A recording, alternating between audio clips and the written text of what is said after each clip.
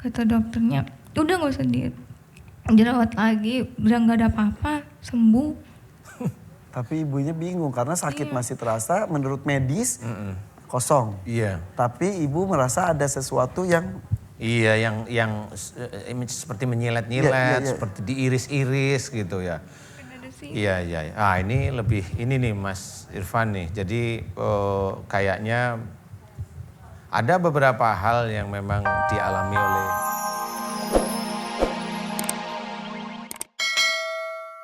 Silakan Ibu. Assalamualaikum warahmatullahi wabarakatuh. Waalaikumsalam warahmatullahi wabarakatuh. Kenalkan, nama saya Ibu Nani dari Majlis Taklim An-Nur, Tiga Raksa Tangerang. Silakan Bu Nani. Ya Pak Ustadz, saya mau nanya, gimana ya? Mau tanya kok tanya ganti ya.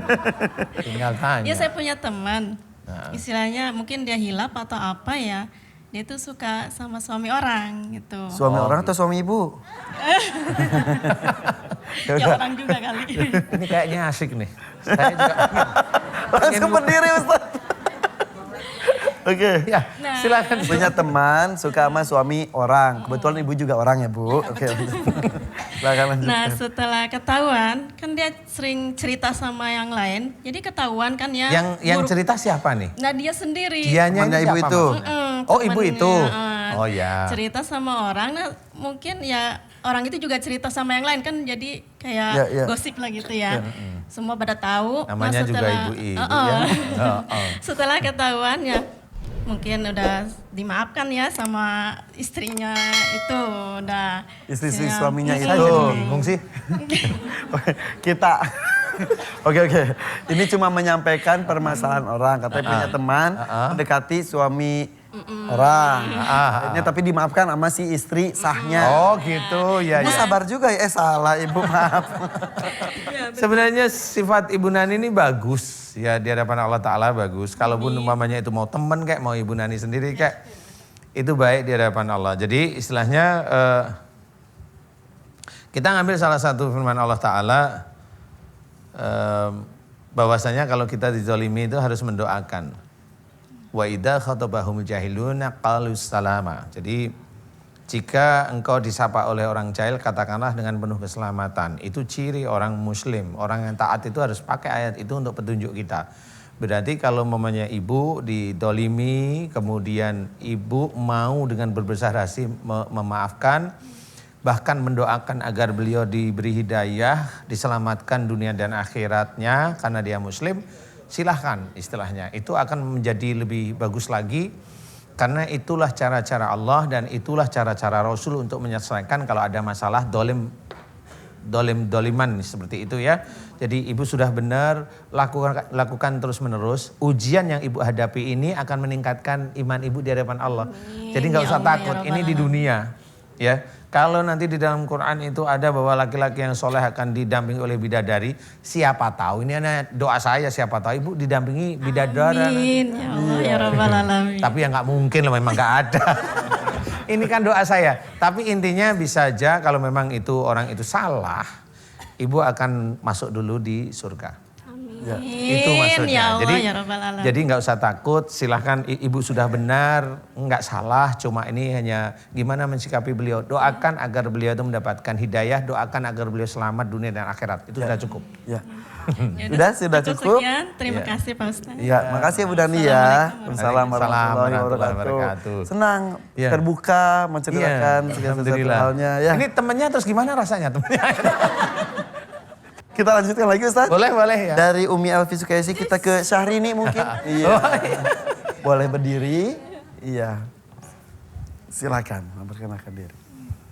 Assalamualaikum warahmatullahi wabarakatuh. Waalaikumsalam warahmatullahi wabarakatuh. Saya ini Evi dari Tanjung Priuk. Mbak Evi silakan. Saya mau curhat Pak. Mau tentang penyakit saya. Habis melahirkan. Yang kedua, saya diperiksa ke dokter spesialis kandungan, kista. Oh, Kista juga sama seperti Ibu Sofi ya. Agak kenceng dikit barangkali suaranya. Iya, kista 5 cm kata dokter suruh dioperasi. Akhirnya saya nurut dokter ya udah operasi. Terus udah selesai operasi, terus kontrol. Kata dokternya alhamdulillah udah bersih, nggak ada kista lagi. Terus kenapa saya dirasa masih ada sakit, terus balik lagi ke dokter. Udah bersih Bu, nggak ada kistanya lagi. Tapi sakit masih Tapi ada. sakitnya masih ada sampai Diperiksa sekarang. sudah bersih padahal. Bersih, udah. Sampai dokternya marah-marah, nggak percaya amat nih Bu Evi. Ini udah ada kistanya lagi, udah bersih. Tapi ibu yang merasakan kan ya, sakitnya seperti apa? Sampai merembet ke dada, keluar kayak dibeset-beset. Nggak bisa napas gitu rasanya? Iya benar. Sesak gitu? Iya. Kan dibeset-beset juga. Oh kayak disilet-silet gitu? Beset-beset mau bahasa Jawa. Iya, disilet-silet. Disilet-silet? Iya. Iya, Oh. seperti itu rasanya. Sampai ke dada. Sampai ke dada? Oh. Itu Sampai selalu sekarang. terasa atau? Tiap hari. Tiap hari? 24 jam. Sekarang pun? Terus bolak-balik ke rumah sakit, dirawat. Terus kata dokternya, udah gak usah dirawat lagi, udah gak ada apa-apa, sembuh. Tapi ibunya bingung karena sakit masih terasa, menurut medis kosong. Iya. Tapi ibu merasa ada sesuatu yang Iya, yang seperti menyilet-nyilet, Iya. seperti diiris-iris gitu ya. Ada sih. Iya. Ah ini nih Mas Irfan nih. Jadi kayaknya ada beberapa hal yang memang dialami oleh Mbak Evi ini ya. Jadi yang pertama kalau saya amati yang diizinkan oleh Allah Ta'ala itu memang ada sihir atau teluh atau santet di Ya Allah. dalam tubuhnya. Satu itu. Kemudian yang kedua ini ada ilmu. Jadi ada ilmu ini adalah bisa bacaan dari yang dibaca oleh Mbak Evi sendiri atau air putih yang dibaca-bacain oleh orang yang diminumkan ada. Iya, ke orang pintar. pernah. Kata saudara orang pintar, tetangga juga ngomong dimandiin kembang ya nurut ya. Dimandiin kembang. Namanya pengen sembuh. Oh iya. Oke. Ya. Orang pinter yang membodohi. Iya. Ada nggak orang pinternya yang akhirnya jatuh cinta sama Mbak Evi? Iya. Karena memang ini ada juga pelet dari orang pintar juga ada yang ngenain ke Mbak Evi. Kemudian ada satu hal yang kuat sekali. Ini kayaknya Mbak Evi itu sering emosi kalau di dalam masalah keluarga. Yang pertama ini kelihatan jelas dengan ibunya. Yang kedua ini kayaknya Mbak Evi menikah berapa kali? 2 kali Mas. Oh. 2. Ya. Ya. Tampaknya complicated sekali. Ini komplikated. Ya, Kita bahas tampaknya perlu Kompleks. waktu lebih banyak Ustaz. Iya. Kita istirahat sejenak. boleh. Oke, kita masih bersama Mbak Evi dengan permasalahannya. Kita kembali sesaat lagi tetap di Siraman Kolbu. Sejukkan hati. Siraman Kolbu bersama dengan Ustadz Danu, di mana kami sedang berusaha untuk memecahkan dan mencari solusi atas permasalahan yang sedang dihadapi. Seperti halnya Ibu Evi dari Tanjung Priuk yang tadi sudah mengeluh tentang penyakit kista yang pernah dirasa ketika melahirkan anak keberapa? Melahirkan yang kedua. Anak kedua itu berapa tahun yang lalu? Setahun yang lalu. Setahun yang lalu sudah diangkat oleh dokter, kemudian sekarang terasa sakit lagi, bahkan lebih sakit dari sebelumnya mungkin ya? Iya, lebih sakit. Sampai seperti disilet-silet, Nggak bisa bangun, sakit. jalan juga sampai, Sampai bongkok.